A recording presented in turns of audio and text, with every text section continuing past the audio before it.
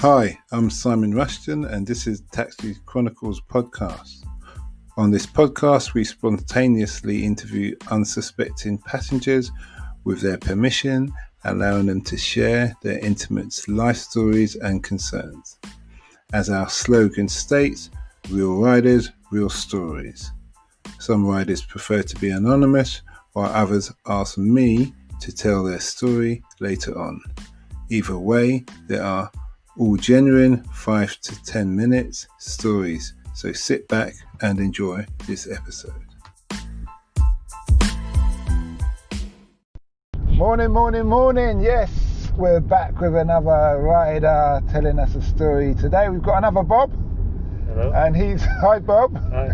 You're going to have to speak quite loud. Yep. And Bob's in international politics. So first of all, if you just tell us how you got into it, why you got into it, and what it's like. Sure. Yeah. I mean, I studied again a sort of a similar like interdisciplinary social sciences degree in university, and it was what I was actually always interested in a way. I mean, all this, I was doing a lot of reading on different things to do, with society, politics, a bit of philosophy as well, and just kind of following kind of world issues, events, and so on. And I guess that sort of evolved into this kind of interest, and then it sort of continued on to my. Then I did a master's as well in similar kind of topics, kind of focusing a bit more on the sort of international and political side of things, and then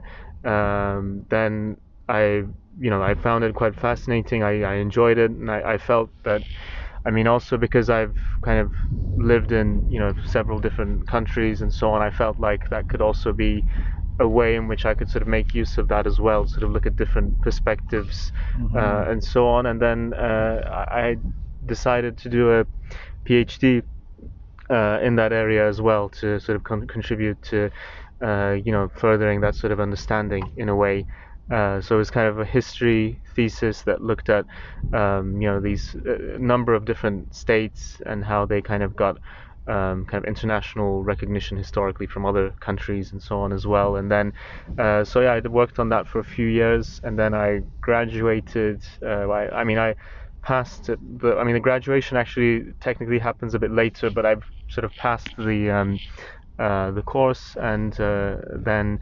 I've now sort of actually looking for more kind of permanent positions, but for the time being, I'm teaching in the university I went to before. So that's my story. So talking about your dissertation, yeah, you looked at how a number of states got separated, like let's say like the USSR, what have you. What states were they that you were looking at? And how they got the independence? Yeah, I was looking mostly at the kind of also because it's sort of where I was born as well, actually, so I have a kind of connection to it. So I was looking at the former kind of Ottoman states, so actually the Ottoman Empire, so mostly Turkey, but then there's a bit of discussion of some other states, and and it really spans, quite a big geography. So there's Bulgaria, Syria as well, a little bit. It was mostly focused on that part of the world. Does Armenia come into that as well? Yes, it does to some extent. Yeah, I was looking more at the period immediately after the First World War. Okay. Yeah, but it is definitely a part of it. So how does a country, looking at Armenia, for instance, and I only bring up Armenia because I've got another podcaster friend and she's really into this whole Armenia thing. She's Armenian heritage. How do you foresee their situation rolling out? Because obviously you're a bit of a expert on the reviewing how these countries have broken away and become their own. Yeah, well, I wouldn't say I'm particularly a kind of expert on Armenia or the Caucasus specifically, but I think that of course Armenia also has a long kind of sort of history in the USSR as well, sort of afterwards. So there are all these kind of small states in that sort of region, sort of if we look at the, in terms of their population and so on, that face, a kind of unique set of challenges, I guess, and also they have, I mean, it's a part of the world where there's a lot of kind of history, and obviously a lot of that history isn't very, it's not particularly, examples of humanity at its best, really. If you think about the long history of, massacres, deportations, and so on, and these kinds of tragic kind of developments as well. So it's definitely, I think it's a part of the world that has a very kind of, a very kind of rich history in a sense, but there are also these kind of issues that are kind of inherited and from the past, and I mean, hopefully people can work through those kind of problems in the future, and maybe these kind of societies can actually heal their sort of relationships amongst themselves. But it definitely seems to be a challenging time, especially if we look at what's going on there at the moment. What did you, from your conclusion in your dissertation, what did you summarize in brief? Yeah, well, I mean, it was quite a sort of, I mean, I ended up looking into a lot of stuff in international law actually as well, so it got a bit technical towards the end, but ultimately I was trying to suggest that the certain ideas that we kind of take for granted in the background, like statehood or sovereignty and so on, which is kind of, in a sense, it's also being discussed in the UK now as well, in the context of what's been going on in the last few years as well. I mean, I guess my thesis would show that these concepts ultimately are sort of created by people in a kind of interactive process with other countries, with their kind of diplomats, representatives. So I would say that the conclusion was ultimately that these are kind of constructed ideas that we can sort of in a sense we have the freedom to kind of change them and to restructure them as well, and in interaction with others throughout the world. So that's a bit, I guess that's like the is the sort of more general point to take away from it, I'd say, aside from the historical overview that I provided as well. Okay. So what do you see the future for yourself?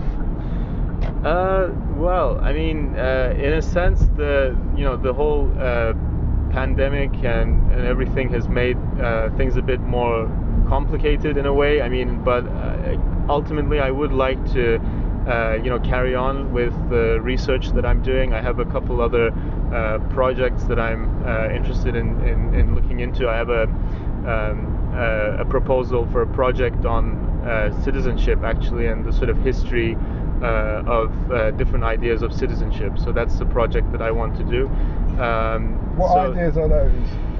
Yeah, I mean, it's kind of what I want to do is to, I mean, there's a lot of discussion in like political philosophy of different understandings of citizenship, but I want to also look at the international context in which some of these ideas developed, and to see if I can see, in the 19th century, for example, if these ideas were promoted, what sort of an impact did they have, especially when you have countries where the citizens go off and do things in other parts of the world maybe, and then there's this kind of relationship that they have with those citizens in that sort of period. So that's the sort of research that I'm thinking of, but that's one of some other similar kind of projects I'm looking into. So my goal ultimately would be to pursue that kind of research in an academic institution somewhere, and maybe combine that with some teaching as well on the side as well, because I really enjoy that part of it as well, the teaching aspect. When they're talking about citizenship, did you hear about the case with the Asian lady here who went off to, I think it's Syria, joined ISIL, and then when she's come back, they want to take her British passport away and make her not a citizen. Do you know, is that actually illegal? What's this? Do you know anything about that case, that situation? Has it been in the news? Well, I mean, again, it's not really my sort of area of research, but I mean, I guess when you look at the legal side of that, there is actually a legal. I think that again, I don't really know that much about it, but I know that there is a sort of legal case for that to be made actually. So Okay. if we're looking at it from a legal angle. And what would that case be then? Well, the legal argument would be, and I may be mistaken about this, but I think that was ultimately the decision that is it the Home Office or the Foreign Office? I can't remember the full details of that, but I think the ultimate decision was that if somebody has another citizenship, then that's because they're not being rendered stateless. Again, I may be kind of misrepresenting this because I don't know the full details of it, but I do remember that there was a lengthy kind of justification that was made also on measure of things like national security and so on.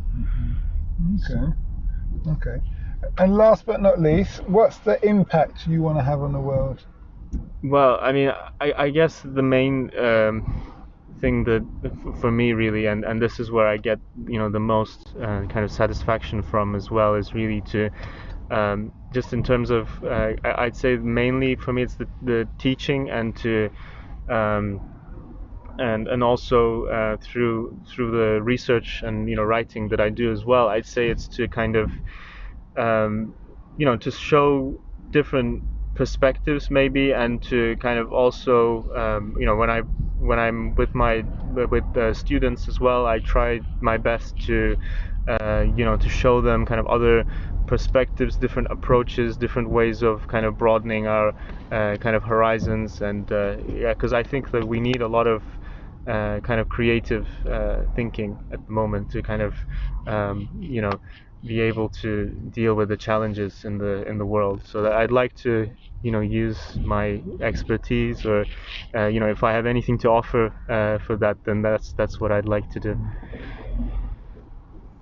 If I was a young person and I was entering into the industry that you're in, what would be your advice to me? Well, that you've learned? Sure, yeah. I mean, my advice on my advice for somebody who wants to do academic research and so on, and maybe get a job in that sort of sector in the university and so on, would be I mean, mainly it's to publish, really. I mean, if you're a PhD student, for example, if you start early in terms of publishing, if you can find a book publisher to publish your thesis, that would be my main advice. Because that's seen as a very crucial kind of stepping stone. Aside from that, I mean, at the end of the day, I guess a lot of it is also quite sort of interactive. So if you can go to different conferences, different kind of networking events, well, now they're all on Zoom now.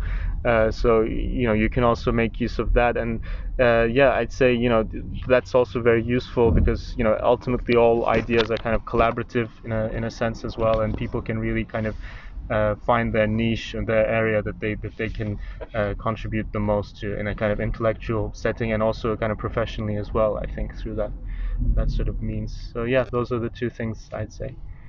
Okay, well, thanks a lot for that. It's been very interesting. Yeah, thank you.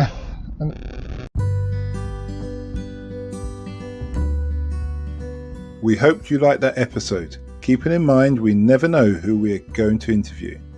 We post twice a day, 8 a.m. and 5 p.m. GMT. Have you ever considered the future economies to invest in? Why not listen to our sister podcast, Africa Investor Stories? Considering Africa has the fastest growing economies and population on Earth, and has done for many years, it holds 30% of the world's known natural resources. We publish twice a week, Tuesday with a guest investor, and Fridays talking about investment, politics and history, providing a clear understanding for any potential investor.